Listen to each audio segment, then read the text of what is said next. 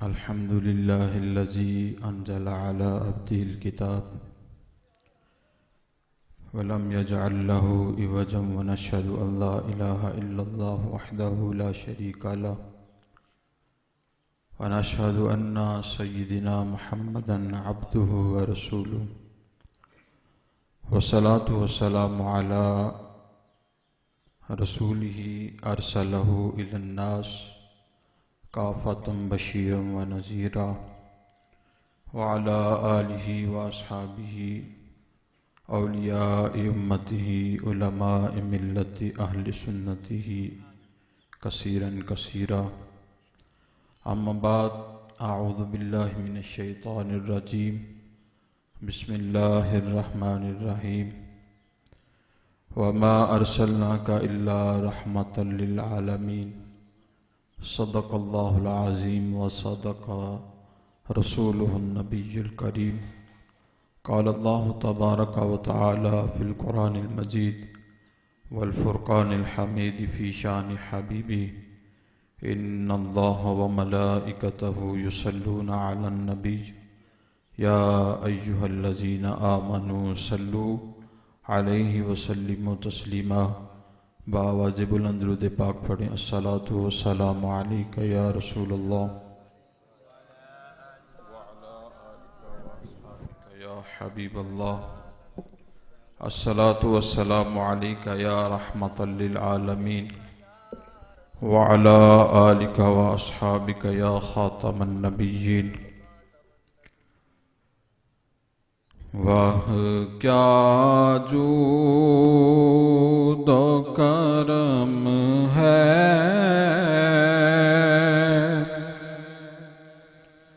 شاہ بطحا تیرا،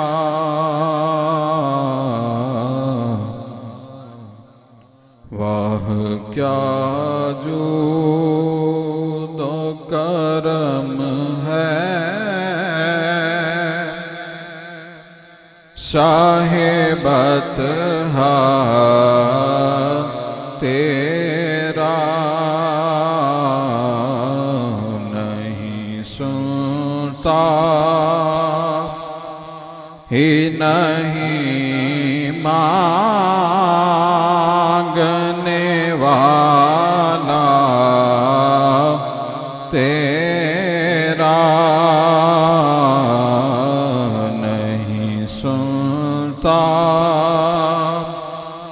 ہی نہیں مانگنے والا تیرا. تیرے ٹکڑوں پہ پلے غیر کی ٹھوکر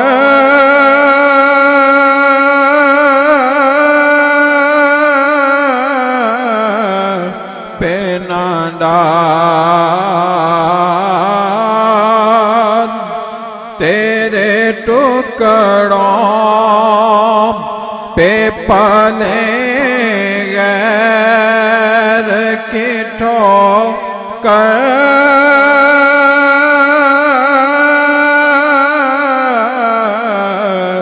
پہ نہ ڈال. جھڑکیاں کھائیں کہاں چھوڑ کے صدقہ تیرا،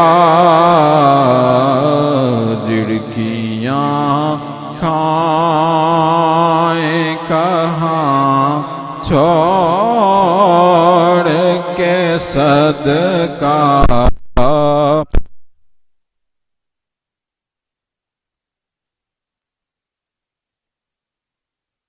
کار میں لاتا ہے رضا اس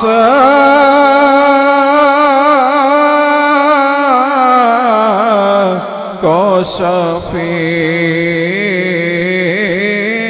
میری سرکار میں لاتا ہے رضا اس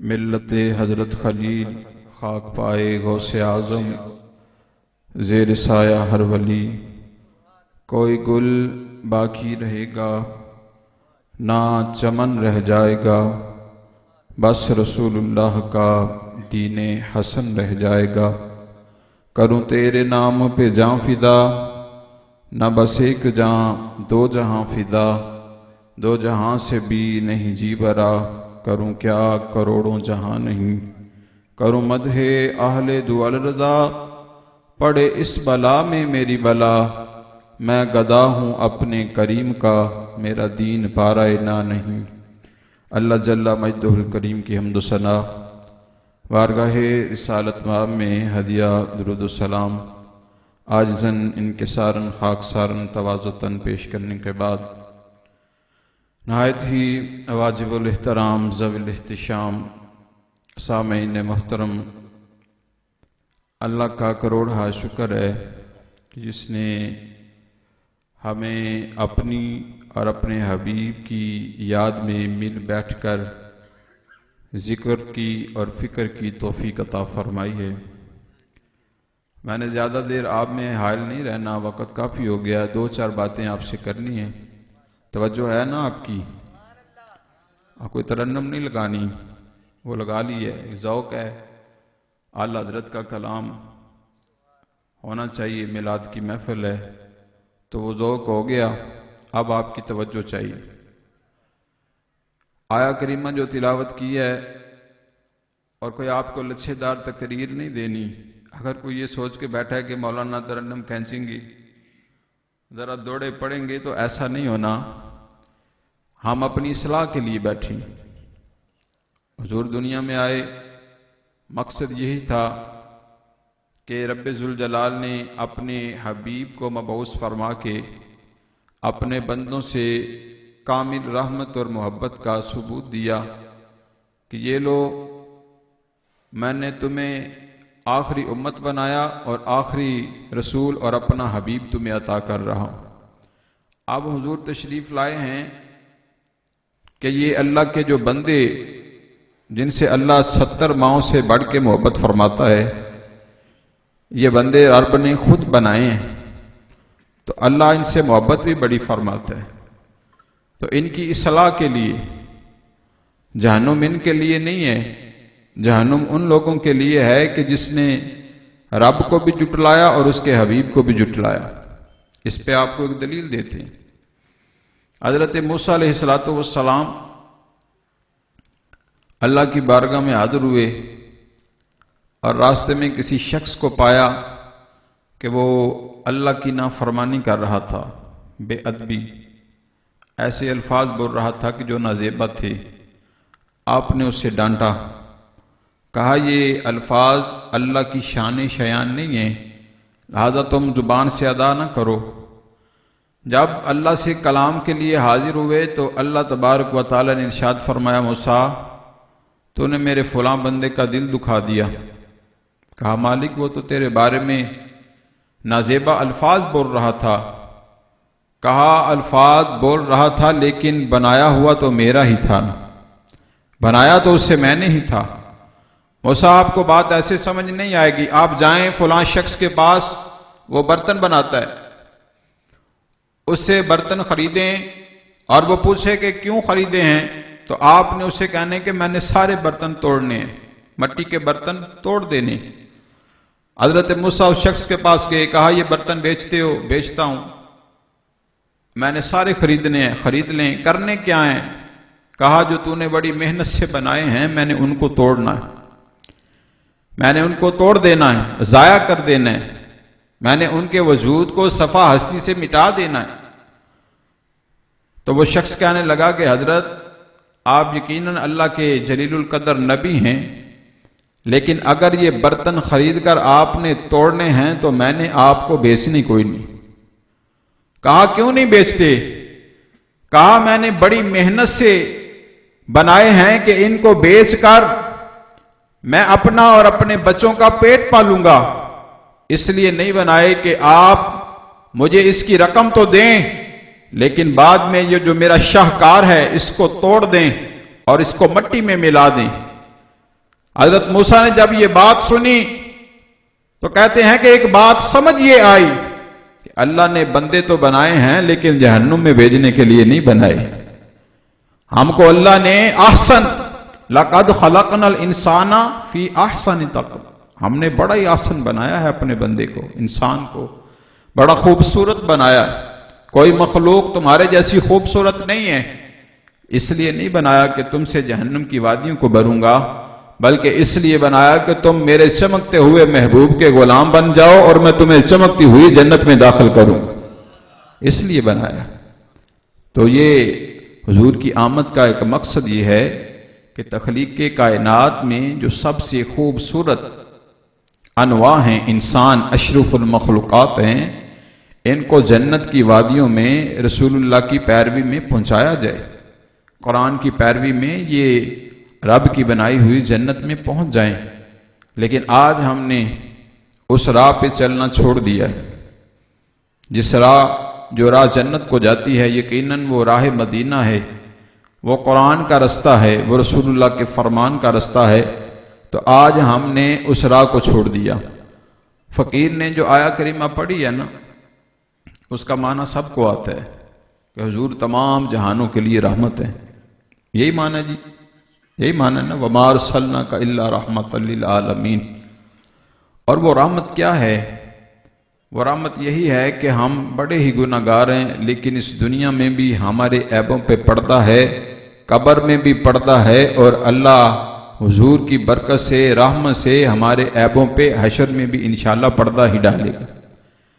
تو حضور کی رحمت کے حصے ہیں، ہم پہچان نہیں پا رہے کہ رحمت میں ہم نے داخل کیسے ہونا ہے، ہم نے اس رحمت کو حاصل کیسے کرنا ہے۔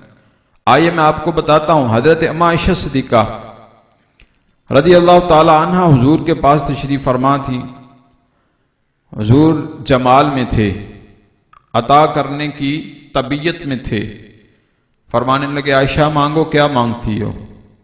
حضرت اما عائشہ صدیقہ آپ سوچنے لگی، دل میں خیال آیا کیوں نہ اپنے باپ جناب ابو بکر صدیق سے ہی مشورہ کر لوں، حضور کے بڑے قریبی ہیں، جو یار ہوتا ہے نا وہ یاروں کی سارے راز سمجھتا ہے، اس کو پتہ ہوتا ہے کہ یار موج میں ہے، اس وقت اسے کیا مانگنا چاہیے۔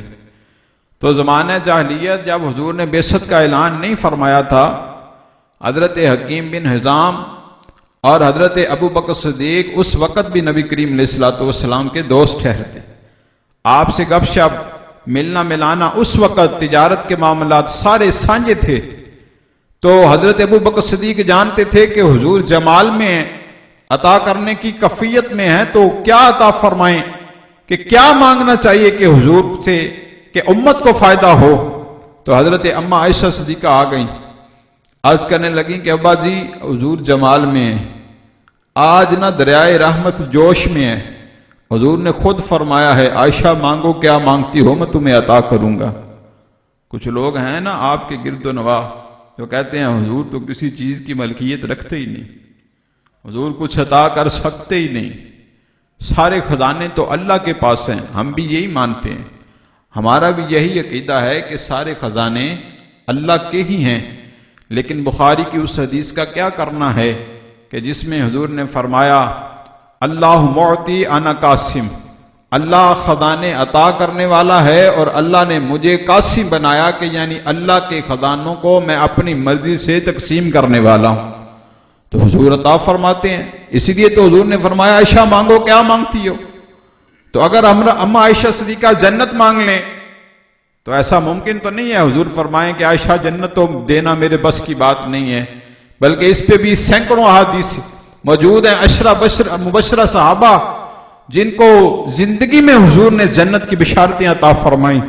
صحابی آئے، کلمہ پڑھا، جا رہے تھے تو نبی کریم علیہ الصلوۃ والسلام نے فرمایا صحابہ جنتی ویکھنا جی، حضور دکھاؤ، فرمایا یہ جو بندہ ابھی کلمہ پڑھ کے جا رہا ہے اللہ اسے جنت عطا فرمائے گا، یہ جنتی ہے۔ اب پتہ نہیں اس نے زندگی کہاں کیسے کس طرح بسر کرنی، لیکن حضور جانتے ہیں کہ اس کا خاتمہ ایمان پہ ہوگا، یہ جنتی ہے۔ تو حضور جانتے ہیں، عطا فرماتے ہیں، اور صحابہ کا یہ عقیدہ تھا۔ اسی عقیدے کے ساتھ حضرت ام عائشہ صدیقہ گئیں اپنی باپ کے پاس، جناب سیدنا صدیق اکبر رضی اللہ تعالی عنہ، کہا ابا جی حضور موج میں ہیں، جمال میں ہیں، دریائے رحمت جوش میں ہے، آپ مجھے بتائیں، حضور نے مجھے کہا ہے عائشہ مانگو، کیا مانگتی ہو، حضور سے کیا مانگو؟ جناب ابو بکر صدیق قربان جائیں، آپ نے امت کا قدم قدم پہ بھلا کیا ہے، امت پر جتنے احسان جناب سیدنا صدیق اکبر کے ہیں نا، کسی صحابی رسول کے نہیں ہیں۔ خود رسول اللہ نے فرمایا کہ میں نے پوری امت کے نیکیوں کا بدلہ میں نے خود عطا کر دیا ہے، میں نے بدلہ اپنی زندگی میں دے دیا سب صحابہ کا نیکیوں کا، لیکن سیدنا صدیق اکبر کی جو نیکیاں ہیں ان کا بدلہ میں دنیا میں نہیں دے سکا۔ قیامت والے دن اللہ میرے سامنے سیدنا صدیق اکبر کی نیکی کا بدلہ عطا فرمائے گا، اللہ خود عطا فرمائے۔ حضور نے فرمایا میں نہیں عطا کر سکا، صدیق کے احسانات کا بدلہ میں نہیں دے سکا۔ تو جناب سیدنا صدیق اکبر، ایک وقت آیا امت پہ جب حضور کا بظاہراً وصال ہوا نا، بڑا ڈاڈا وقت تھا، اتنا ڈاڈا وقت تھا کہ حضرت عمر فاروق جیسے عادل، جید، متقی، پارسا، بہادر صحابی رسول یہ فرما رہے تھے کہ خبردار، کسی نے کہا نا کہ حضور وصال فرما گئے ہیں، میں نے اپنی تلوار سے اس کا سر قلم کر دیا۔ تو یہ وقت اتنے جوش کا نہیں تھا، امت کو سنبھالنے کا وقت تھا، بڑا اہم وقت تھا۔ معاذ اللہ، اللہ نہ کرے خدا نہ خواستہ گھر میں کوئی حادثہ ہو جائے، جوان سال بیٹا چلا جائے، یا باپ یا والدہ کا اچانک انتقال ہو جائے، تو گھر میں افراتفری کا عالم ہوتا ہے اور سمجھ نہیں آتی کہ اب بنے گا کیا۔ لیکن اس وقت ایک بیٹا یا ایک ذمہ دار، ایک شخص ایسا ہوتا ہے کہ جس کی آنکھوں میں آنسو نہیں ہوتے، اور وہ اپنے آنسو چھپا کر اپنے دوسروں کو دلاسا دینے میں لگا رہتا ہے کہ کہیں ہمارے گھر کا شیرازہ نہ بکھر جائے۔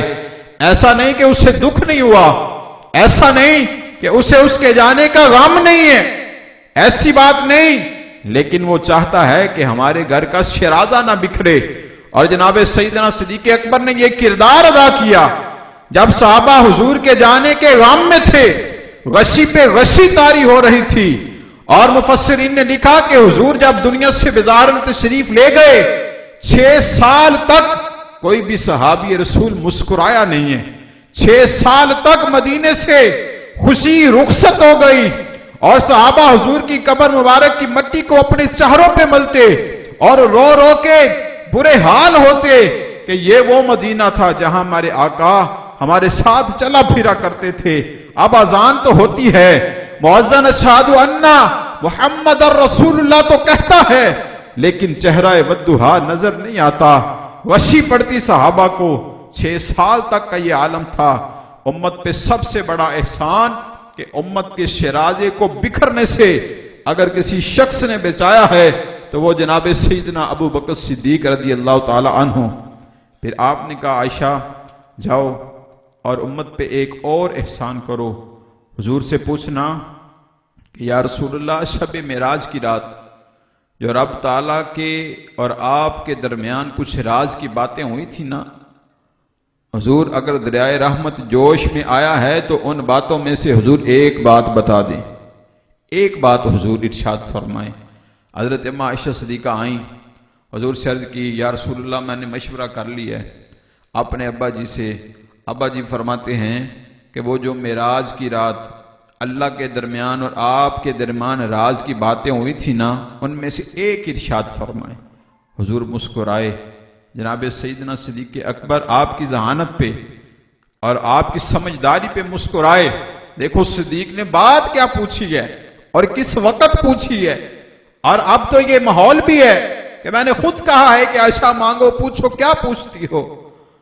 تو حضور مسکرائے، فرمانے لگے عائشہ ذرا سنو، اللہ کے اور میرے درمیان جو راز کی باتیں ہوئی تھیں ان میں ایک بات یہ ہے کہ کہ میرے رب نے میرے ساتھ وعدہ فرمایا ہے کہ میرے حبیب آپ کی امت میں کوئی مسلمان کسی دوسرے مسلمان کے دل کو کر لے راضی، خوش کر دے، تو میں رب بغیر حساب اس مسلمان کو جنت عطا فرماؤں۔ کتنا عمل ہے جی، ہے کوئی بڑا عمل؟ دل راضی کرنا کوئی بات اوکھی ہے؟ کوئی اوکھی بات نہیں۔ آپ کسی بزرگ سے ہنس کے ملیں، ممکن ہے اس کا دل آپ پہ راضی ہو جائے، یار کتنا اچھا بچہ ہے، سلام لے کے گزرتا ہے۔ ماں کے پاؤں 2 لمحے دبا دیں پاس بیٹھ کر، ماں خوش ہو جائے، دل راضی ہو گیا۔ والدین کا دل راضی کرنا کوئی اوکھی بات ہے؟ وہ تو اس بات پہ راضی ہو جاتے ہیں کہ آج میرے بیٹے نے محبت کے ساتھ مجھے ماں کہا، آج میرے بیٹے نے محبت کے ساتھ مجھے ابا جان کہا ہے، اس بات پہ راضی ہو جاتے ہیں۔ کوئی دوست آپ سے ناراض ہیں، کوئی گلی محلے والے بزرگ احباب، ان کا دل راضی کرنا کوئی اوکھی بات ہے؟ نہیں، لیکن جنت مل رہی ہے، دل راضی کر دیا۔ حضور نے فرمایا اللہ نے میرے ساتھ وعدہ فرمایا ہے میں بغیر حساب اسے جنت عطا فرماؤں۔ یہ بات سنی، بڑی خوشی ہوئی، امت کا بھلا ہوا۔ جناب سیدنا صدیق اکبر رضی اللہ تعالی عنہ کے پاس گئیں، ابا جی حضور نے یہ ارشاد فرمایا ہے۔ جب جناب سیدنا صدیق اکبر نے سنا نا تو رو پڑے۔ مزاج ہے نا، طبیعت ہے، دوربینی ہے، سمجھنے کا ماحول ہے، آپ رو پڑے۔ کہا ابا جی بات تو بڑی خوشی کی ہے، اتنی سی بات ہے، اللہ نے جنت کا وعدہ فرما لیا۔ کہا بیٹی تم تصویر کا ایک رخ دیکھ رہی ہو، تمہیں یہ بات سمجھ آ رہی ہے، اور صدیق جو سمجھ رہا ہے وہ بھی سنو۔ اللہ نے اگر دل خوش کرنے پہ بغیر حساب جنت کا وعدہ فرمایا ہے تو پھر ذرا سوچو، کسی مسلمان کا دل آزاری کرنا، دل دکھانا، اگر کسی نے یہ عمل کیا تو اللہ بغیر حساب اسے جہنم میں بھی ڈالے گا، بغیر حساب جہنم بھی اسے دے گا، عذاب بھی دے گا، آگ بھی دے گا۔ تو یہ 2 پہلو ہیں، یہ 2 پہلو ہیں، ان دونوں پہلوؤں کو ہم نے سمجھنا ہے۔ اور ہمارے معاشرے میں دل آزاری کا ماحول تو اتنا گرم ہے کہ آپ اندازہ ہی نہیں کر سکتے۔ مذاق میں دل توڑ دیتے، مذاق میں اگلے بندے کو رلا دیتے ہیں، اور بعد میں کہتے ہیں حضرت جی میں نے تو آپ سے مذاق ہی کیا تھا۔ اے اللہ کے بندے، اسلام کو سمجھو، اسلام کی طبیعت کو سمجھو کہ مذاق جو ہے یہ اسلام میں ہے ہی نہیں۔ آپ کو کس نے کہا کہ مذاق اسلام کی جز ہے یا اسلام میں مذاق کرنے کی اجازت ہے؟ ہاں، نبی کریم علیہ الصلوۃ والسلام آپ مزاح فرمایا کرتے تھے، مذاق نہیں، مزاح یعنی لطف والی بات، مزے والی بات، جس کو سن کے کسی کا دل راضی ہو جائے۔ کسی کے دل کو راضی کر دینا چاہے آپ نے مزاح کے ساتھ کیا ہے، اللہ پھر بھی بغیر حساب جنت عطا فرمائے۔ کس طرح بلا؟ ایک خاتون آئیں، بوڑھی تھی، حضور کی بارگاہ میں عرض کی حضور میرے لیے نا دعا فرمائیں کہ اللہ مجھے جنت عطا فرمائے۔ حضور نے فرمایا مائی تو نے جنت میں نہیں جانا۔ پریشان ہوئی، رونے کے قریب پہنچی تو حضور مسکرا کے فرمانے لگے ماں تو نے جنت میں جانا ہے لیکن بوڑھی ہو کے نہیں جانا، جنت میں سارے جوان ہی ہوں گے۔ یہ مزاح کا انداز ہے۔ ایک صحابی آئے، حضور مجھے سواری کے لیے نا اونٹ کا بچہ دیں، میرے پاس سواری کوئی نہیں، اونٹ کا بچہ مجھے عطا فرمائے تاکہ میں سواری کر سکوں۔ حضور نے فرمایا لاؤ بھائی اسے جو ہے نا وہ نا، اس نے کہا حضور مجھے اونٹ عطا فرمائے، میرے پاس سواری نہیں ہے، سواری کے طور پہ مجھے اونٹ دیں تاکہ میں سواری کر سکوں۔ تو نبی کریم علیہ الصلوۃ والسلام نے ارشاد فرمایا لاؤ بھائی صحابہ اونٹ کا بچہ لاؤ اور اسے دے دو۔ وہ کہنے لگے کہ حضور مجھے اونٹ چاہیے، اونٹ کا بچہ نہیں چاہیے۔ آپ نے فرمایا ہاں میں بھی تو یہی کہہ رہا ہوں کہ اونٹ کا بچہ لاؤ تمہیں دیں۔ اس نے پھر کہا کہ حضور مجھے اونٹ چاہیے، اونٹ کا بچہ نہیں چاہیے۔ تو نبی کریم علیہ الصلوۃ والسلام مسکرائے، آپ نے فرمایا یار جو اونٹ کا بچہ ہے وہ بھی تو اونٹ کا ہی بچہ ہے نا، تو جو اونٹ ہی ہے نا، جو اونٹ کا بچہ ہی اونٹ ہی ہوتا ہے۔ اس طرح کے مزاح تو حضور بھی فرماتے۔ ہمیں آپس میں اس حد تک رہنا چاہیے، مذاق میں اتنا بڑھ جاتے ہیں کہ اگلے بندے کی دل آزاری اس کی آنکھوں میں آنسو جب آتے ہیں تو ہم کہتے ہیں یار میں تو تینوں مذاق کیتا ہے تو رو ہی پہ ہیں. اے اللہ کے بندے دل توڑ کے کہتے ہو مذاق کیتا ہے. اس مذاق کی اجازت نہیں ہے. مذاق میں ماں بہن کی گالیاں کہ مذاق ہے. مذاق میں اگلے بندے کو پریشان کر دیا, جھوٹ بولا اس کے ساتھ. مذاق میں جھوٹ بولنا جائز نہیں. معاذ اللہ اس کو کہہ دیا تیرا فلاں گزر گیا, وہ رو پڑا, ممکن تھا کہ وہ بیمار ہو جاتا, اس کی خود کی جان خطرے میں, تو مذاق کر رہے ہو. اس مذاق کی اجازت نہیں ہے. مذاق کرنے ہیں تو رسول اللہ صلی اللہ علیہ وآلہ وسلم کی سنت پہ کرو. حضرت علی المرتضیٰ شیر خدا بیٹھے ہیں, حضرت ابو بکر صدیق بھی ہیں, عمر فاروق بھی ہیں, عثمان غنی بھی بیٹھے ہیں. تو سب صحابہ نا کھجوریں تناول کر رہے ہیں. حضور کی بارگاہ میں ہدیہ آیا کھجوریں, حضور نے آگے رکھا, کہا کھاؤ بھائی. سارے کھا رہے ہیں. تو سارے کھا کے نا گٹلیاں جناب علی المرتضیٰ شیر خدا کے سامنے رکھتے ہیں. حضرت ابو بکر صدیق کھجور کھاتے ہیں, جو گٹلی ہوتی ہے نا جناب علی المرتضیٰ کے سامنے. حضرت عثمان غنی کھجور کھاتے ہیں, گٹلی حضرت علی کے سامنے. حضرت عمر کھجور کھاتے ہیں, گٹلی حضرت علی کے سامنے. اور نبی کریم علیہ الصلوۃ والسلام نے جب یہ منظر دیکھا تو حضور نے بھی جو کھجور تناول فرمائی گٹلی حضرت علی کے سامنے رکھی.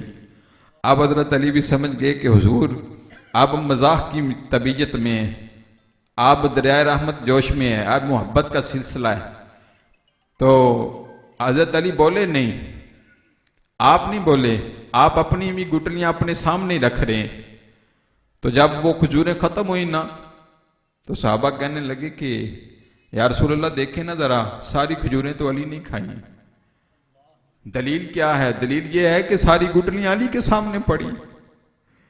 اور حضرت علی کا مزاج دیکھیں, حضور کی تشریف فرما میں حضور موجود ہیں اور حضرت علی مسکرا کے کہتے ہیں یا رسول اللہ کیسے عجیب لوگ ہیں, میں نے تو چلو کھا کے گٹلیاں سامنے رکھ لیں, ان کے سامنے گٹلیاں کوئی نہیں, پتا چلا کہ یہ گٹلیوں سمیت ہی کھجوریں کھا رہے ہیں.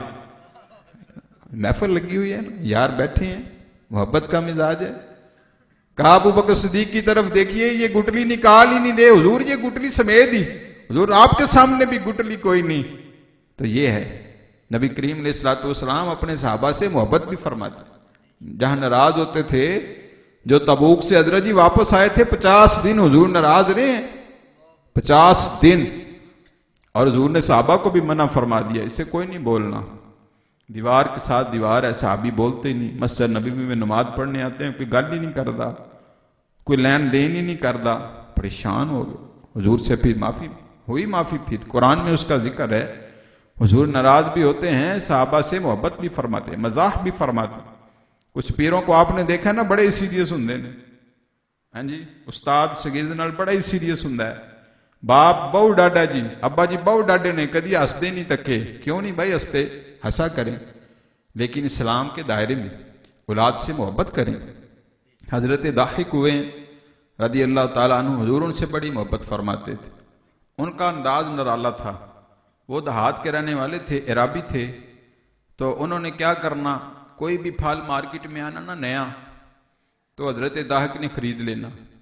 مالی حالات ذرا کمزور تھے, مالی حالات مضبوط نہیں تھے. وہ پھل خرید لینا, اس نے کہنا لاؤ بھائی پیسے. اس نے کہا کون سے پیسے؟ نبی کریم علیہ الصلوۃ والسلام کا نام لکھ لو, ادھار میں کھاتے میں لکھو حضور کا نام. ان کا یہ مزاج تھا, حضور کا نام لکھا دینا. وہ پھل لانا, حضور کی بارگاہ میں پیش کرنا, حضور نے مسکرانا, خود بھی تناول, حضور جانتے تھے نا, خود بھی تناول کرنا, صحابہ کو بھی تقسیم کرنا. جب کبھی حضور نے جانا تو انہوں نے کہنا حضور آپ کے کھاتے میں کچھ رقم ہے. اور کس نے لی؟ ضاحک آئے تھے, آپ کا نام لکھوا کر یہ فلاں فلاں پھل لے کے گئے تھے. حضور نے طلب کرنا ضاحک یہ کیا کیا؟ عرض کرنا حضور آپ کو میرے مالی حالات تو پتہ ہی ہے نا, لیکن میرا یہ عشق محبت یہ کہتا ہے کہ بازار میں کوئی پھل نیا آئے کوئی اسے پہلے نہ کھائے, پہلے رسول اللہ تناول فرمائے. حضور میرے پاس پیسے ہوتے کوئی نہیں, لیکن میرا یہ دل چاہتا ہے کہ جب بھی کوئی نیا پھل آئے یا رسول اللہ وہ آپ تناول فرمائیں, آپ کھائیں. تو اس لیے میں آپ کہیں کھاتا لکھوا کے آپ کے لیے لے آتا ہوں. حضور مسکرایا کرتے تھے. حضور محبت سے انہیں فرماتے تھے یہ ضاحک جو ہیں یہ ہمارے دیہاتی ہیں، ہم ان کے شہری ہیں، یعنی یہ ساڈا پینڈو ہے تے اسی یہ شہری ہیں۔ پنجابی میں داہک ساڈے پینڈو نے، اسی انہاں دے شہری ہیں۔ حضرت داہک نے جب آنا نا گاؤں سے، دیہات سے، تو طرح طرح کی سبزیاں لے کے آنا حضور کے لیے، ترکاری لے آنا اور کدو شریف لے آنا۔ تو جب یہاں سے جانا تو نبی کریم علیہ الصلوۃ والسلام نے نا انہیں کچھ پھلوں سے، کچھ میوہ جات سے نوازنا۔ تو پھر انہوں نے کرنا کیا، وہ میوہ جات لینے، بازار میں بیچ کے پیسے لینے اور گاؤں چلے جانا، وہاں سے ترکاری حضور کے لیے، یہاں سے میوہ جات لینے اور اپنا روزگار بنا لیا۔ تو حضور اس بات کو پسند فرماتے، ناراض ہی نہیں ہوئے۔ یہ طبیعت ہے ہمارے آقا و مولا کی۔ آپ نبی الملاحم ہیں، جنگوں والے نبی بھی ہیں، اور حضور اپنے صحابہ سے بڑی محبت بھی فرماتے۔ حضرت داہک بازار میں کھڑے ہیں، حضور تشریف لائے اور اپنے غلام کو ہچکولی بھری۔ ہچکولی سمجھتے کیا ہے؟ اے اکھاں دے تے ہاتھ نہیں لا دے تسی اینج کر کے، ہیں جی پچھوں دی آ کے، بھلا بوجھدا کون ہے؟ اس کا مطلب یہ ہوتا ہے کہ بھلا یہ میرا نام کتنے نمبر پہ جا کے لیتا ہے۔ ویسے تو یہ مجھے فون پہ روز کہتا ہے حضرت جی تہاڈی بڑی یاد پئی آندی ہے، واٹس ایپ تے روز آندا ہے کہ تسی روز یاد آندے ہو۔ اب جب وہ آ جاتا ہے نا کبھی بغیر بتائے تو آنکھ پہ ہچکولی برتا ہے، اور وہ یہ جاننا چاہتا ہے کہ یہ کتنا سچا ہے میری محبت میں۔ جب تو پہلے نمبر پہ اس کا نام آ جائے تو پھر اسے یقین ہوتا ہے واقعی یار یہ پہچان گیا، مجھ سے محبت کرتا ہے۔ جب 2 4 5 7 نام لے تو متعلقہ بندہ نہ ہو تو پھر اس کے دل میں بات آتی ہے، ایویں مارتا سی تانوں یاد کرنے ہیں، پہچانیا تے گیا نہیں۔ تو نبی کریم علیہ الصلوۃ والسلام نے نا حضرت داہک کو ہچکولی بھری۔ تو حضرت داہک پہچان تو گئے نا، جاہد ہے، ظاہر ہے رسول اللہ کا ہاتھ ہو اور غلام کی آنکھوں پہ ہو تو کوئی پہچانے نہ۔ تو حضرت داہک کہتے ہیں میں نے نا جان بوجھ کے میں حضور کے سینے کے ساتھ اپنی پشت کو لگا لیا، میں پیچھے ہو گیا، ذرا ہاتھ تو آنکھوں پہ آئے ہیں، ذرا حضور کے نورانی سینے کے ساتھ اپنا جسم لگایا برکت کے لیے، سکون کے لیے۔ تو حضور دباتے ہیں، ایسے دبانے کا مطلب ہے بتاؤ، اگر بولیں گے تو بات پہچان لی جائے گی، بتاؤ۔ تو حضور بار بار دباتے ہیں، حضرت داہک بولتے نہیں۔ کچھ لمحہ گزرے تو حضور نے نہ کہا داہک آپ نے ہمیں پہچانا ہی نہیں۔ کہا یا رسول اللہ پہچان تو میں نے اسی وقت لیا تھا جب آپ تشریف لائے تھے، لیکن میرا یہ دل کر رہا تھا کہ آپ کے ہاتھ مبارک یہ دلہ والے ٹھنڈے ٹھنڈے میری آنکھوں پہ ہمیشہ کے لیے رہیں، اور میں اپنے سینے کو آپ کے سینے کے ساتھ اپنے جسم کو لگا کے رکھوں۔ جو لطف مجھے مل رہا تھا کہ شاید یہ لطف مجھے جنت میں بھی میسر ہو نہ۔ تو حضور اس طرح محبت فرماتے، یہ حضور کا، جزاک اللہ تعالیٰ برکت دے، یہ انداز ہے حضور کا۔ اور ہمارے باہر بڑے اچھے اخلاق ہیں دوستوں کے ساتھ، ہیں نا جی؟ دوست کہتے ہیں جی حضرت صاحب بڑے خوش مزاج ہیں، وہ فلاں دوست بڑا اچھا ہے، بڑا طبیعت کا بڑا ٹھنڈا ہے، لیکن حضور نے فرمایا تمہاری طبیعت کا جو پیمانہ ہے نا وہ یہ ہے کہ کسی کے اخلاق اگر پوچھنے ہیں تو جا کے اس کی بیوی سے پوچھو، بیوی بتائے گی حضرت صاحب کتنے خوش اخلاق ہیں۔ جدا کتے وس نہیں چلتا ہوتا، یہاں وس مسیتے مولوی تے چلتا ہے، یا کار بیوی تے، جدا بیوی تے بھی نہیں کار چلتا ہوتا مسیتے مولوی تے چلتا ہے۔ وہ آ کے مسلح آپ کو آندا ہے کدی ادھر نو کدی ادھر، کاری سیدھا ہو، نماز نہیں پڑھانی ہوتی، ٹائم نہ نہیں آتا کاری، حد ہو گئی بھائی، تیرے اخلاق ہیں۔ حضور نے فرمایا کہ کسی کے اخلاق دیکھنے ہیں تو اس کے دوستوں سے نہ پوچھو، بلکہ اس کی بیوی سے پوچھو۔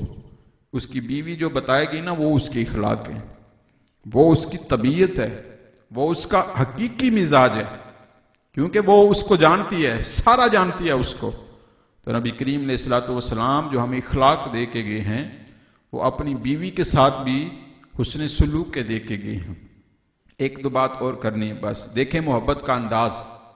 حضرت اماں عائشہ صدیقہ رضی اللہ تعالی عنہ، مسلم شریف کی یہ روایت ہے، حضور آپ کے ساتھ نا جا رہے تھے، کہیں پیدل سفر ہو رہا تھا، کچھ وادیاں گزریں تو نبی کریم علیہ الصلوۃ والسلام نے دیکھا کہ عائشہ ذرا تھکی ہیں، تھوڑی مایوس لگ رہی ہیں، تھکاوٹ محسوس کی، طبیعت میں حشاشیت نہیں ہے۔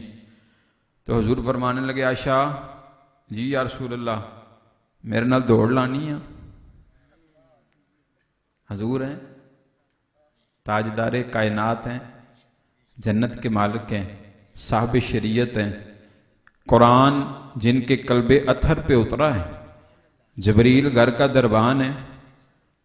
اج ساڈا ایک دم کام کر جے تے حضرت صاحب ہاتھ ہی نہیں ملاندے. وہ طویل میرا بڑا چلدا ہے نا، وہ سانوں کی لوڑ ہے کسے ماڑے نوں پوچھن دی. تو حضور کی طبیعت دیکھیں، بیوی پہ روب کیسے ڈالتے ہیں. تینوں پتہ نہیں مولوی ہونا اور سارے ساڈے ہاتھ چومدے نے، تو گلاں کرنی ہے سانوں. حد دی طبیعت ہے یہ دین اسلام. اسلام نے تجھے اس لیے مولوی بنایا، عزت دی ہے کہ تو گھر جا کے بک بک کرے. ایسا نہیں ہے. علماء کے اخلاق اور اخلاق کے ساتھ دوسرے لوگوں کو متاثر کرنا چاہیے. عالم دین کی بیوی سے آپ کے گھر کی خواتین ملیں تو وہ بتائے حضرت صاحب کی اخلاق بڑے اعلیٰ ہیں، وہ حضور کی ہر سنت پہ عمل کرتے ہیں. اور عمل کریں گے تو پھر ہم تبلیغ کریں گے نا. جب اپنے ہی عمال تو کیا ہے. حضور نے فرمایا عائشہ دوڑ لگانی ہے میرے ساتھ. آپ خوش ہو گئیں. حضور آپ دوڑ لگائیں؟ ہاں. تو حضرت اماں عائشہ صدیقہ نے کہا ٹھیک ہے حضور، لگے گی دوڑ. جب دوڑ لگی تو نبی کریم علیہ الصلوۃ والسلام ارادتاً آہستہ دوڑے تو حضرت اماں عائشہ صدیقہ نا آگے نکل گئی.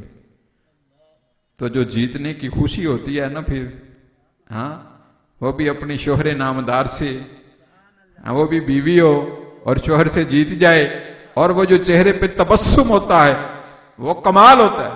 حضور بڑے خوش ہوئے، کہا عائشہ آپ تو مجھ سے جیت گئی. یا رسول اللہ آپ سے دوڑا ہی نہیں، میں آگے نکل گئی. بڑی باتیں کرنے لگ گئیں، چپ تھیں، خاموش تھیں، بات کوئی نہیں کر رہی تھیں. حضور نے دل جوئی فرمائی، دل راضی کیا، اور پھر سفر جاری ہوا. پھر حدیث میں ہے تھوڑا عرصہ گزرا، پھر اسی مقام پہ نا پھر چکر لگا، پھر جانا ہوا. تو حضور نے پھر فرمایا عائشہ اب دوڑنا ہے. مفسرین لکھتے ہیں کہ اس وقت نا حضرت اماں عائشہ صدیقہ کا جسم فربا ہو چکا تھا، جسم تھوڑا بھاری ہو گیا تھا. تو حضور نے نا پھر وہی بات، وہی جیت، کہا کہ عائشہ اب دوڑ لگانی ہے. یا رسول اللہ لگانی ہے. تو جب دوڑے تو نبی کریم علیہ الصلوۃ والسلام نا آگے نکل گئے. حضور نکل سکتے تھے تو آپ پیچھے رہ گئی. حضور اس وقت تو میں جیت گئی تھی. حضور اب کیا ہوا؟ حضور مسکرائے، فرمایا عائشہ اب آپ فربا ہو گئی ہیں، اب آپ کا جسم بھاری ہو گیا، آپ سے دوڑا نہیں جا رہا، اور دیکھو میں تم سے نکل گیا، آگے چلا گیا. حضور تو اس طرح اپنی ازواج مطہرات کی دلجوئی فرماتے. اسی مسلم کی روایت ہے، حضور تشریف فرما تھے اور آپ کی ساری ازواج مطہرات نا حضور کے گرد و نواح جمع تھی. یہ حدیثیں مولوی آپ کو سناتے نہیں ہیں، یہ میں سنا کے جا رہا ہوں، اللہ خیر کرے. مسلم شریف کی حضرت روایت آخری باب میں متن نہیں پڑھ رہا تاکہ وقت ذرا کم ہے. میں چاہتا ہوں کہ ذرا ہماری تربیت ہو جائے، ذرا ایمان تازہ ہو جائے. اسلام جہاں پہ جہاد، غزوات، صدقات، خیرات اور عبادت میں لگن کا درس دیتا ہے، یہاں اسلام کی ایک جز یہ بھی ہے کہ یار دوسرے بندے کا دل تو راضی کرنا، کچھ تو کر. اس کا دل مال سے نہیں کر سکتا، زبان سے کر، اچھے اخلاق سے اس کا دل راضی کر. تو یہ آپ بیٹھے تھے تو ساری ازواج مطہرات، یہ مسلم شریف کے الفاظ ہیں کہ ساری زندگی بیوی جب شوہر کا کھاتی ہے نا تو کوئی بات ہو جائے تو کہتی ہے میں تیرا ویکھیا کی. یہ آپ میں مشہور ہے نا، یہ مسلم شریف کی حدیث کے الفاظ ہیں. یہ فطرت ہے خواتین کی. وہ کہتی ہیں اساں تیرا ویکھیا کی، تو سانو تو دتا کی، اساں تیرا کھادا کیے، تو ساڑے آسے کیتا کیے. یہ سارے الفاظ مسلم کی حدیث کے ہیں. تو حضور تشریف فرما تھے. آپ کی عادت مبارک تھی کہ جب آتا نا باغ فدق سے راشن آتا، کھجوریں کئی من ہوتی، تو ساری جو آپ کی ازواج مطہرات تھیں امہات المومنین، ان کو سال بھر کا راشن حضور ڈال دیتے تھے. راشن ڈالنا بھی حضور کی سنت ہے، پورے سال کا راشن حضور ڈال دیتے اپنی ازواج مطہرات. آپ دیکھیں مزے کی بات، حضور تشریف فرمائیں، ساری ازواج مطہرات بیٹھیں اور ساری اپنے اپنے نا جو بھی بیویوں کے ہوتے ہیں مجھے یہ بھی چاہیے، میرا اس سے گزارا نہیں ہے، میرے یہ معاملات، ساری یہی باتیں ہو رہی ہیں. تو حضور سب کی باری باری بات سن رہے ہیں، سب کی بات سنی جا رہی. ابھی یہ باتیں چل رہی تھیں تو تمام ازواج مطہرات میں نا حضرت حفصہ بھی بیٹھی تھی. یہ بیٹی ہیں حضرت عمر فاروق کی. تو حضرت حفصہ بھی یہی مطالبہ کر رہی تھی. مطالبات چل رہے تھے، ابھی مذاکرات کامیاب نہیں ہوئے تھے. جناب عمر فاروق آ گئے، آپ نے مارا نہ درا کھنگورا تو سب ازواج مطہرات کو لگ گیا پتا کہ جناب عمر آ گئے ہیں. سب نے اپنے اپنے حجرے میں جا کے اندر سے لگا لی کنڈی. تو جناب عمر فاروق، یا رسول اللہ یہ کیا کہہ رہی تھی آپ کو؟ فرمایا کچھ نہیں. اور حضور نے مسکرایا، فرمایا آپ باہر آؤ نا، عمر آیا تو ساری اندر چلی گئی ہو. حضور نے فرمایا حفصہ تم باہر آؤ، تمہارے تو باپ آئے ہیں، اب باپ کے سامنے میرے سامنے مطالبہ کرو. تو یہ کتنا پیارا دین ہے کوئی اس میں کوئی کھچاؤ، کوئی تناؤ، کوئی بات لکی چھپی؟ گھر میں کیسے رہنا ہے، اپنی بیویوں کے ساتھ، اپنی بہنوں کے ساتھ کیسے رہنا ہے، والدین کا ادب و احترام کیا ہے، بڑے بھائی کا کیا احترام ہے، یہ سارا کچھ اسلام نے ہمیں دیا ہے.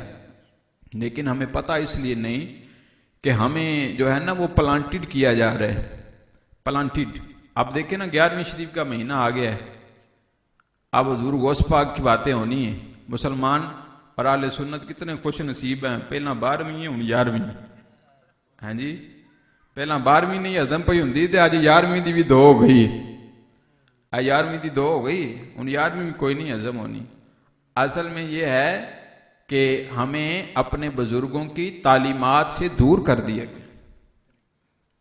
مجھے دکھائیں کسی عالم دین نے یا حضور غوث پاک نے لکھا کہ پترا ملنگ شلنگ بنن واسطے چھاپاں چھلے پانی نے، وال پاویں جڑ جان نہانا کوئی نہیں. ہاں جی، مسواک تو بڑی دور دی گل ہے، تو وضو بھی کوئی نہیں کرنا، اور تینوں کوئی نہیں لوڑ ہے ہمیں کوئی وضو دے فرد پہ یاد کریں تے نماز کی یاد پہ کریں تے عطایات پہ یاد کریں، لوڑ ہی کوئی نہیں. تو تے ولی پیدائشی ولی، یہ کوئی بات ہے کرنے والی؟ ہم سارا پیسہ ان جاہلوں کو لٹاتے ہیں. سورۃ الصاد کی میں آیت کی تفسیر پڑھ رہا تھا، اس میں صریح الفاظ میں یہ بات ہے کہ یہ جو پیر ہیں نا 2 نمبر اور ان کے مرید ہیں، یہ دونوں جہنم میں جائیں گے اور اتھے جا کے لڑن گے. اتھے مرید آکے گا حضرت جی میں تے تہاڈی بیعت تد ہویا ہاں، تسی مینوں جنت وچ لیاؤ، تو تسی آپ ہی اتھے آئے کھلوتے ہو. سمجھ آ رہی ہے آپ کو؟ تعلیمات سے ہمیں دور کر دیا گیا. آج میلاد جب ہم مناتے ہیں تو ہمارے اوپر الزامات لگائے جاتے ہیں جو ہماری جہالت کی وجہ سے ہم میں عام ہوئے ہیں نا، ہماری جہالت کی وجہ سے. میلاد جو ہے یہ منانا مستحب طریقہ ہے، مستحب ہے، فرض واجب نہیں ہے. اپنی محبت اور عقیدت کا اظہار ہے جو ہم کر رہے ہیں اپنے آقا و مولا سے. تو اس کو شریعت کے دائرے میں رہ کے کرنا ہے. فوجی بینڈ تے میلاد لان دا مطلب دیکھیں، آپ فوجی بینڈ میلاد پہ بجائیں گے نا تو پھر کس منہ سے آپ کہیں گے کہ پتر دے ویاہ تے فوجی بینڈ ٹول ٹمکا نہ کری ہوئے؟ وہ کہے گا کیوں نہ حضرت جی کرنا، تو ہم میلاد تے فوجی بینڈ نہیں منگایا. کہہ سکتے ہیں جی ہم ٹولکی نہ رکھے ہو، مہندی مندی کوئی اسلام نہ دا کوئی تعلق نہیں، حقیقتاً کوئی نہیں. آپ کہہ سکتے ہیں میلاد پہ فوجی بینڈ ٹول کی بجی ٹول بجے، ایسے میلاد نہیں منانا. میلاد شریعت کے دائرے میں رہ کے منائیں، رسول اللہ کی سچی غلامی میں آ کے منائیں. اولیاء کی تعلیمات یہ نہیں ہیں کہ تو دل دی نماز پڑھی رکھی تینوں پڑھن دی لوڑ نہیں. حد ہوگی بھائی. قرآن نے 750 مرتبہ نماز کا حکم دیا ہے، قائم کرو. اور اگر نماز میں کوئی نرمی ہوتی تو رسول اللہ نے 72 غزوات لڑے ہیں، 27 میں حضور خود شریک تھے، نماز ایک بھی قضا نہیں ہوئی. صحابہ نے بھی جنگیں لڑی ہیں، کیسر و کسرا فتح ہوئے ہیں، جنگ یمامہ بھی ہوئی ہے جس میں 750 قاری قرآن شہید ہوئے تھے، نماز سے اتھے بھی نہیں رہی. اور بات جو سب سے بڑی بات ہے، 61 ہجری میں آؤ، حضرت امام علی مقام نے بھی میدان سجایا تھا، شہادتیں ہوئی نا، اپنی بھی شہادت نماز کی حالت میں ہوئی ہے، نماز تو اتھے بھی معاف نہیں رہی. اور تینوں کنے کہتا ہے دل دی نماز ہوندی ہے؟ یہ ہمارے دین کو ہم سے چھین لیا جا رہا ہے علماء کی نفرت اور بغض ڈال کے. مولوی نہیں چنگے ہوندے. جڑا کوئی بندہ 4 گالاں مولویاں نوں ول کڈ لینا وہ کلندر ہے. ہیں جی حضرت صاحب بڑے بڑے پیر ہوئے نے جی, ویکھیا کیویں پچھان کے مولوی کڈ دینے پہ. بس لوگاں نوں بہن نہ دیو علماء کول, تاکہ انہاں نوں پتہ نہ لگے کہ نماز دی اہمیت کی ہے, روزے دی اہمیت کی ہے, قرآن کی اہمیت کیا ہے اور رمضان کی اہمیت کیا ہے. ان کو پتہ نہیں لگنے دینا تم نے, بس انہیں جہالت کے اس گڑھوں میں ڈال دو. جب دین کی بات کی جائے تو یہ اسے بھی قبول نہ کرے. یہ میں اپنے دل کی کیفیت آپ کو بتا رہا ہوں. اور اللہ ماشاءاللہ ہمارے خطیبوں نے تھوڑی بہتی کسر وہ بھی کٹ کے رکھ چھڑی. حد ہو گئی. کوئی بات ہے دین کی کریں. ساری زندگی مولوی نے کہا کہ مجھے مانے. ساری زندگی مولوی اپنا مفتی ہونا, اپنا خطیب ہونا, اپنا مقرر ہونا, یہی منوانے میں لگا رہتا ہے. کبھی اس نے نہیں کہا کہ رسول اللہ کو مانو. کبھی اس نے ڈنکے کی چوٹ پہ میلاد کو بیان کیا ہوتا تو آج میلاد پہ انگلیاں اٹھانے والے نہ ہوتے. کی محفل میلاد کراب میں ہو, یہ شرک ہے, یہ بدعت ہے. اب یہ بتائیں حضرت عیسیٰ علی نبینا علیہ السلام آپ کی میلاد کی, ولادت کی, کرسمس پہ مبارکباد دینا جائز ٹھہرے, اور ہمارے آقا و مولا جو سلطان الانبیاء ہیں آپ کے میلاد کا تذکرہ ہو تو تجھے تکلیف ہو گئی؟ یہ غلط ہے. ایسے نہیں ہونا. آپ نے میلاد منانا ہے, ڈنکے کی چوٹ پہ منانا ہے, 11ویں کرنی ہے, لیکن اپنے بزرگوں کی تعلیمات عام کرنے کے لیے. 11ویں پہ جہاں لنگر پکتا ہے نا, لنگر اس لیے پکانا ہے کہ اللہ کے بندے اور حضور کے امتی جو فقیر ہیں, مسکین ہیں, ان کو بلانا ہے اور انہیں کہنا ہے کہ آج ہمارے بزرگوں کا دن ہے, پیٹ بھر کے کھاؤ. یہ لنگر ہے. اور پھر اچھا خطیب بلائیں اور اسے کہیں کہ حضور غوث اعظم کی جو تعلیمات ہیں نا اس کو بیان کرے. وہ آپ کو بتائے کہ حضور غوث پاک نے 40 سال عشاء کے وضو سے فجر کی نماز پڑھی. یہ بتائیں مولویاں نے دسیا تو کیوں نہیں دس دے؟ انہوں نے کہنا ہے اگلے دن مولوی جی تو ہاں والا کنے کو دن پڑھی ہے, پر مولوی نے تو آپ ہی نہیں نہ پڑھی. آپ ہی نہیں پڑھی. ہمارے بزرگوں کی تعلیمات نہیں ہیں. تعلیمات یہ ہیں کہ اولیاء صالحین, حضور غوث پاک ایک مدرسے کے محتمم تھے اور پکے سچے مولوی, اور صفوں پہ بیٹھ کے دین پڑھاتے تھے. جس وقت میں حضور غوث پاک مدرسے میں پڑھاتے تھے درس نظامی حضرت جی 32 سال کا تھا. آپ کے سامنے ایک مولوی جب بیٹھتا ہے نا, جسے ہم کہتے ہیں مولوی ہے, حضرت جی 13 سال پڑھ کے بہندا ہے ممبر سے. 13 سال 13 سال وہ اپنے گٹے گوڈے زمین پہ رگڑتا ہے استادوں کے سامنے. فقیر نے ایک ڈائری بنائی ہے, 53 استاد ہیں قبلہ میرے جن سے میں نے تلمذ کیا اور علم دین پڑھا اور سند حاصل کی. تو آج ہم نے دین ان سے سیکھنا ہے کہ جن کی اپنی کوئی سند نہیں. ان کی بات کو اہمیت دینی ہے کہ جن کی بات لا شے لا یعنی. 32 سال کا درس نظامی پڑھانے والے حضور غوث پاک ہیں. حضور غوث پاک نے قرآن کی تعلیم کو عام کرنے کے لیے ایک مجمع بلایا, ایک مجلس کی, جس میں وہ قرآن پڑھ کے سناتے. اور مورخین نے لکھا ہے کہ حضور غوث پاک جب 11ویں دلاتے اور مہینے بعد لوگوں کو اکٹھا کرتے تو جب وہ واز کرتے, قرآن پڑھتے, اتنی تاثیر تھی کہ لاکھوں لوگ, ہزاروں لوگ جمع ہوتے اور سینکڑوں لوگ حلقہ در اسلام قبول کر کے مسلمان ہو جاتے. تو یہ ایسے اسلام پھیلا ہے. خواجہ معین الدین چشتی اجمیری, آپ نے کیا کہا لوگوں کو کہ 90 لاکھ بندے کو مسلمان کر دیا؟ ایک کلمے کی برکت سے کیا ہے. آپ جس طرف دیکھتے تھے آپ کا عمل اتنا مضبوط تھا کہ لوگ آپ کے چہرے کو دیکھتے ہی کلمہ پڑھ کے مسلمان ہو جاتے. ہمارے بزرگوں کی تعلیمات یہ ہیں. ہم 11ویں اس لیے کرتے ہیں کہ لوگوں کو بلا کے ان کی خدمت بھی کریں تاکہ اللہ رسول راضی ہوں, لوگوں کا دل راضی ہو اور بغیر حساب جنت میں جائیں اور اللہ کے دین کا پیغام حضور کی امت تک عام کریں. جو پیغام حضرت امام علی مقام ہمیں دے کے گئے، جو قرآن وہ ہمیں دے کے گئے ہیں۔ بات لمبی ہو جائے گی، بات یہی پہ سمیٹتے ہیں۔ میلاد ہم نے کرنا ہے، 11ویں پتروں ہم نے کرنی ہے، لیکن اب ذرا ہوش سے کرنی ہے، جاگ کے کرنی ہے۔ اب اپنے سٹیجوں پہ ان لوگوں کو نہیں بلانا کہ جو تقریر کر کے، نعت پڑھ کے، واز کر کے چلے جائیں تو صبح آپ کے اوپر 10-12 اعتراضات ٹھکے ہوں، مخالفت شروع ہو جائے۔ ہم نے کسی کو نہیں کہنا، کچھ برا نہیں کہتے ہم کسی کو، کسی مسلک پہ ہٹ نہ کریں، ضرورت ہی کوئی نہیں۔ وہ زمانہ نہیں رہا مناظرے والا، مباہلے والا۔ آپ اپنا کام کریں۔ ہمارے استاد فرمایا کرتے تھے، پترو اپنے حصے کا دین کا کام کرو، بس ہم نے کیا کام کرنا دین کا۔ اور آخری بات جو آج کی ہم نے نصیحت لینی ہے، ہمارے استاد فرمایا کرتے تھے، پتر تھوڑی ساری لذت واسطے نا گناہ نہ کریا کرو، لذت مک جانی۔ گناہ کتھے جانا ہے جی؟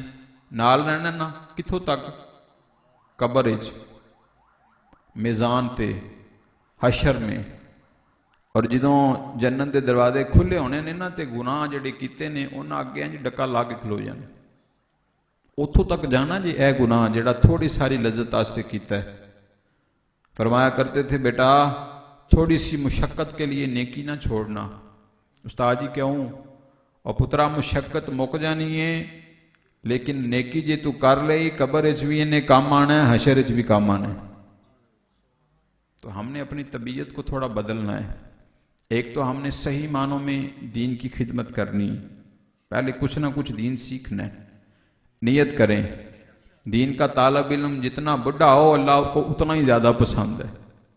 جتنی زبان موٹی ہو نا بار بار پڑھے۔ حضور نے فرمایا یہ جو توتلے ہیں نا، توتلے جو ہکلاہٹ کے شکار ہیں، جن کو قرآن پڑھنے میں ذرا دقت ہے، یہ جب قرآن پڑھتے ہیں تو اللہ انہیں ایک حرف کے بدلے 10 نہیں بلکہ 30 نیکیاں عطا فرماتا ہے۔ حضور وہ کیسے؟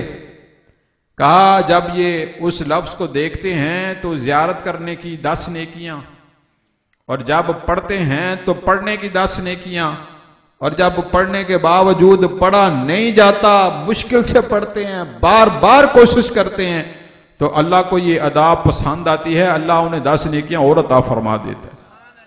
بابیاں نو کہی نا آؤ جی بابا جی پڑھ لیے، اور میری تو زبان موٹی ہو گئی ہے۔ وہ کتنے پڑھیا جاندہ ہے؟ موٹی ہو بھی گئی ہے نا تو قبلہ کوشش کرو، پڑھو، پڑھنے سے ہی کام بننا ہے۔ ایک حدیث آپ کو سنا دوں، اور حضور نے فرمایا جو جس حالت میں قبر میں آئے گا نا اسی حالت میں روز محشر اٹھایا جائے گا۔ بندے نے نیت کی تھی میں نے نادرہ صحیح کرنا ہے، قرآن کا حفظ کرنا ہے، عمر جتنی مرضی ہے، اسی عمر میں، اسی لمحے میں، اسی دنوں میں وہ انتقال کر گیا، قرآن مکمل نہیں پڑھ سکا۔ حدیث کا مفہوم ہے کہ اللہ کے فرشتے ان کی ڈیوٹی لگا دی جائے گی، جاؤ اس کی قبر میں اور اسے سارا باقی جو قرآن رہ گیا وہ زبانی یاد کراؤ۔